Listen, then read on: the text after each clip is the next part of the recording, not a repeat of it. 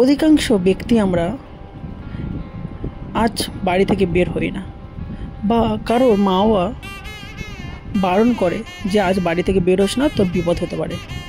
কিন্তু আমরা অধিকাংশ লোক বিষ্ণুপুর শ্মশান সম্বন্ধে জানি, যেটা দক্ষিণ 24 পরগনায় উপস্থিত। এখানে মানুষের অঢেল ভিড় দেখলে হয়তো ভাববেন আমরা এতদিন ভুল করে এসেছি, আমরা বাড়ি থেকে কেন বের হইনি, এত মানুষ কিভাবে এত এখানটা আসছে।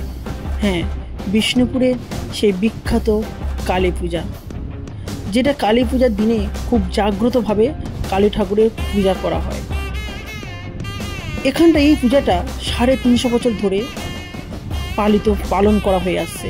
এটা গেলে কোথায় দেখতে হবে, এটা বিষ্ণুপুর শ্মশানে যাবেন, গেলে শ্মশানের কাছে একদম মানে যেখানটা চুল্লি আছে সেখানটা একটা মন্দির আছে, সেখান থেকে আরও অনেকটা দূরে চলে গেলে একটু বনের ভিতরে একটা মা কালীর মন্দির আছে, শ্মশান কালী।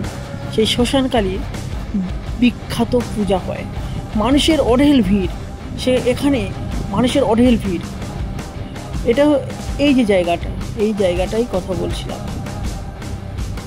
এখানে অঢেল ভিড় থাকে। আর কিন্তু ধন্যবাদ জানাতে হবে বিষ্ণুপুর শ্মশান কর্তৃপক্ষের প্রত্যেক মানুষকে, যারা আজকের দিনে যে সমস্ত জনগণ উপস্থিত হচ্ছে তাদের জন্য তারা খিচুড়ির ব্যবস্থা করেছিল।